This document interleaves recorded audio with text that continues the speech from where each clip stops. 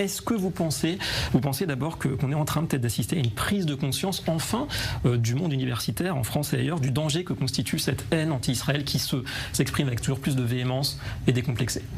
Je l'espère, en tout cas c'est une très bonne décision. Tout d'abord celle qui a été prise par le directeur de Sciences Po pour interdire à cette conférence de Rima Hassan, si je ne me trompe pas c'était le 22 je crois novembre, et on voit justement qu'il y a tout de suite un effet, on va dire un petit peu, Strasbourg a pris justement la suite aussi, donc c'est très bien. En réalité là aussi c'est clair, il ne faut pas avoir de compromis, on ne peut pas à un moment donné, en réalité ces groupes radicaux comme la France Insoumise veulent faire ce qu'on appelle des ZAD, vous savez David, c'est des zones à défendre, ce qu'on appelle, voilà. Donc Sciences Po ne peut pas être à un moment donné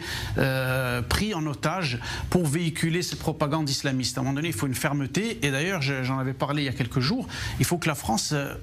on sait que Donald Trump, à la prise de ses fonctions, a annoncé, notamment aux États-Unis, qu'il a un message très clair pour les présidents d'université, c'est-à-dire que si, à un moment donné, ils permettent dans les campus exactement la même chose, ce type de rassemblement, de conférences, eh bien ils vont perdre leur accréditation et ils vont perdre leur financement. Donc l'exécutif a un rôle à jouer. Exactement, donc je pense que la France devrait vraiment suivre ce modèle-là et empêcher véritablement ces groupes, parce qu'en réalité ils veulent prendre en otage Sciences Po, parce que Sciences Po on sait que c'est toute l'élite qui va sortir, peut-être les futurs dirigeants de demain, donc ils veulent mettre le grappin dessus